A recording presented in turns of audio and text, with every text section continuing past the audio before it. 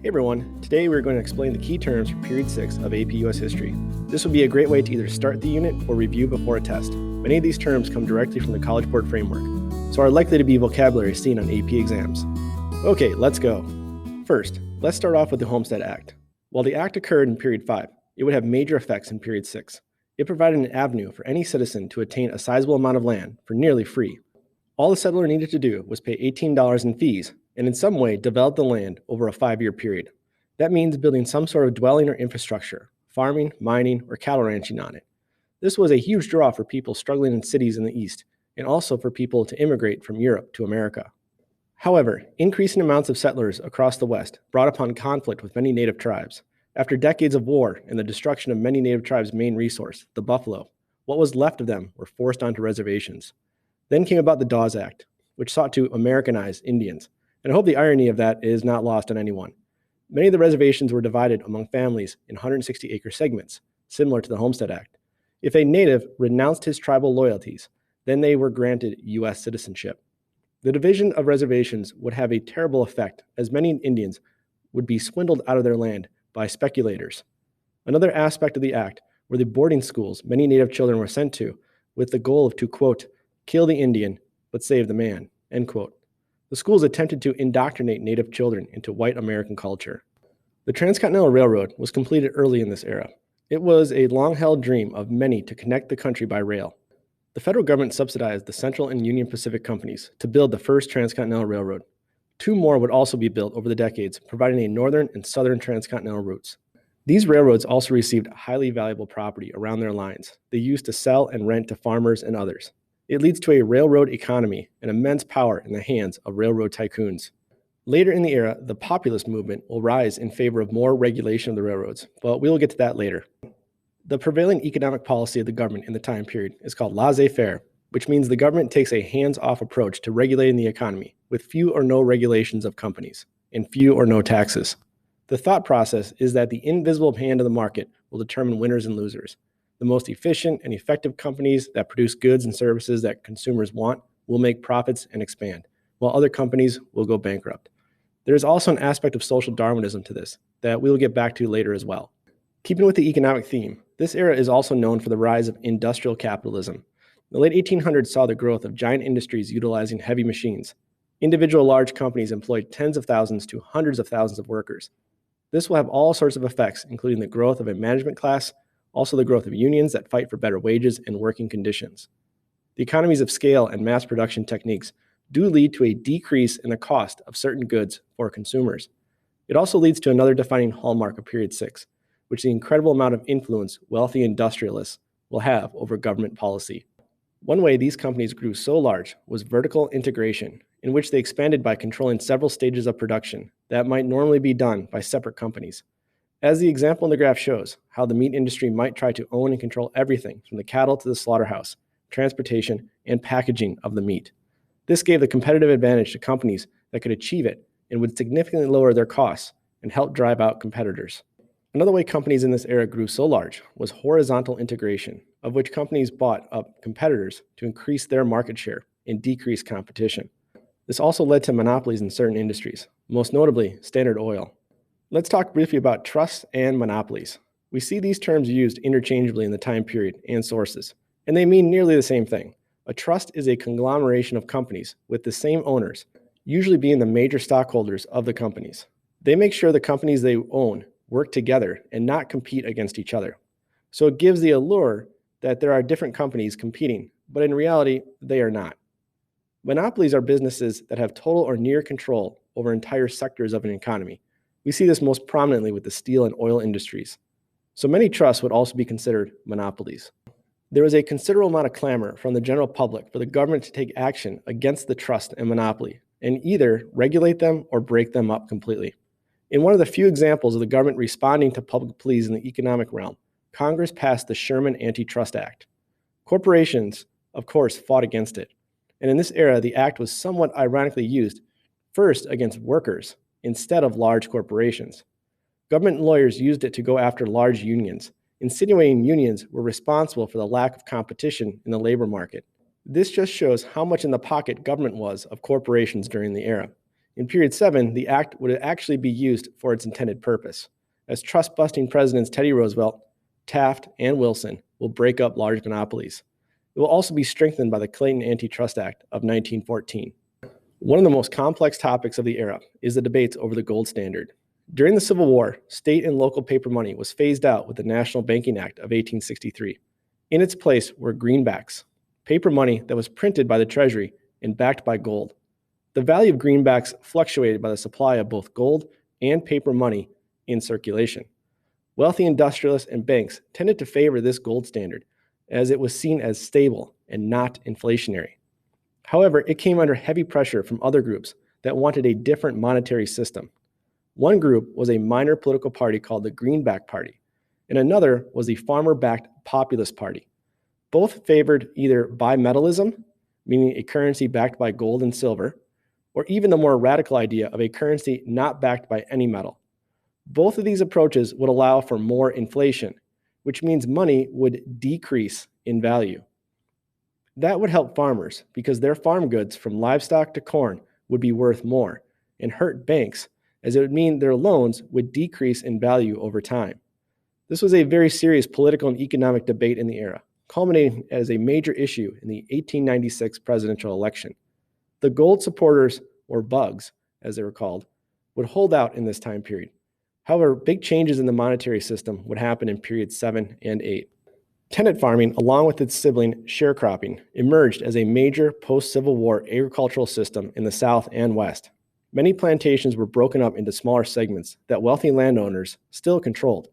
A poor tenant farmer worked a small segment. The tenant would purchase his food and supplies from a country store on credit, sometimes even owned by the plantation owner. Once the crops were harvested by the tenant farmer and sold by the wealthy landowner, a portion of the profit was used to pay off the tenant farmer's debt for the food and supplies. The system is similar to sharecropping and led to many poor farmers being in debt. They were also disproportionately black and stuck in an economic system similar to serfdom. After the conclusion of the Civil War, there was an idea floated that the South can modernize and industrialize like the North. Capitalism and industry can replace the agriculturally dependent economy of the South. Some, like the prominent black leader and former slave Booker T. Washington, advocated for freemen to be the free labor needed in Southern factories, instead of an immigrant-based labor in the North. This is an inspiration for his famous Atlanta Compromise speech, which is an important primary source in APUSH. For more information on it, click on the link in the video notes below. As mentioned earlier, a backlash occurred against the economic and political power of railroads. This is most prominent in the Populist or People's Party. Across the Great Plains, Upper Midwest, and South, Grange and Farmers Alliance movements sprung up in support of local and regional farmers against the railroads. These organizations would converge and form a political party. The Populist Party channeled the frustration of the laissez faire attitude of the federal government and the cycle of falling prices from farm goods, scarce money, and debt. Some of the goals of this influential third party were tariff reduction, a graduated income tax on the wealthy, public ownership of railroads, which is a radical proposal, popular election of senators, and currency reform, as mentioned earlier in the gold standard slide. Shifting focus to another aspect of the era, there were an increasingly large number of immigrants coming to U.S. shores. More Southern and Eastern Europeans were arriving, and as typical, the response from Americans was either xenophobic, with a demand for quotas that would limit immigration, or a worry about how to assimilate these new groups. In response to pressure on immigrants to Americanize, they both tried to adopt American norms, but also hold on to their heritage at the same time. Political machines are a political party organization headed by a single boss or small autocratic group. They work to win elections and control important political and administrative roles of a city, county, or state. In this era, they had great power and influence in the rapidly growing cities. They were able to effectively garner votes from immigrant groups and in return provide some social services to those groups. While they may have helped enough people in order to win elections, political machines are most known for their rampant corruption. They manipulated elections, had shady practices in which they delved out lucrative government contracts, and how they distributed tax money was always in question. New York's Tammany Hall and the leader Boss Tweed is the best example of this. A term that you might see a lot to describe period 6 is the Gilded Age. More specifically, it represents this period as a time of rapid economic growth, but also a lot of social conflict and political corruption. To be gilded means covered with gold on the outside, but not golden on the inside. Maybe some other material like bronze or copper. This signifies the incredible wealth of a few during the era, but many were living in terrible poverty and conditions in crowded city slums, or farmers under incredible debt. A way some justified the incredible economic inequality was social Darwinism, which was taking Darwinian ideas of natural selection in the natural world and applying them to humanity. If a person did that in this era, they concluded that those on top of the human evolutionary ladder were the wealthy industrialists and academics. It gave comfort and justification to those looking to excuse their wealth while millions lived in squalor. The idea would also be applied to global matters and justify American and European imperialism. A work titled White Man's Burden presented the idea that it was their job to civilize the world. It provided a convenient cover for the exploitation of resources in foreign lands. Later in Period 7, it would get worse, as the idea leads to the eugenics movement and the sterilization of thousands of women.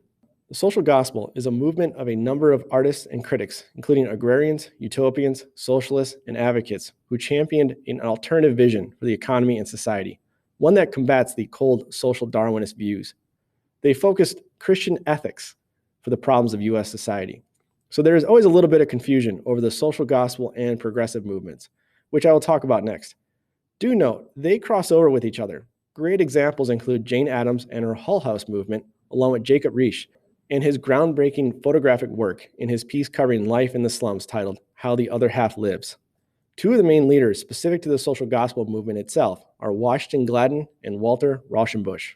Speaking of progressives, they were middle-class reformers, many highly educated, that sought to apply the principles of their professions to solving the problems of society.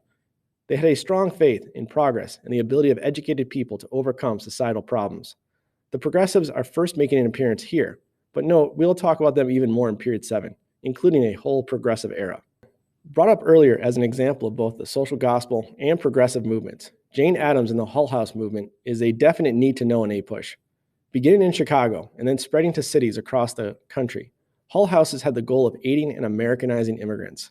They had classes taught on English and American culture, and also provided other social services, including meals and children's services. The Sierra Club, still operating today, was founded by John Muir in 1892.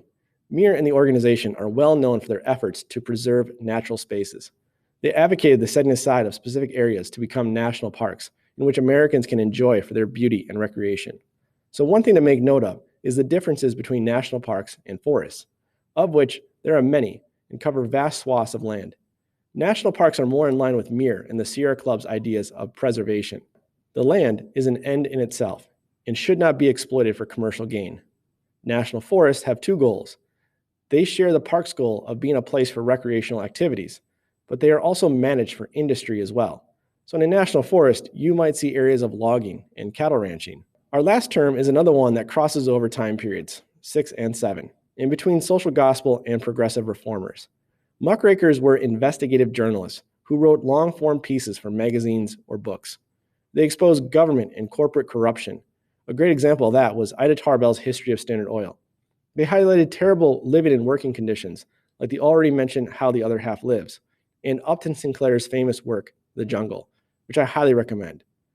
And they worked on civil rights issues. One of the most famous examples is Ida B. Wells' Southern Horrors, Lynch Law in all its phases. Okay, that does it for Period 6 key terms. Hopefully this will help give you some background information as you either begin to tackle the time period or help you review for the exam.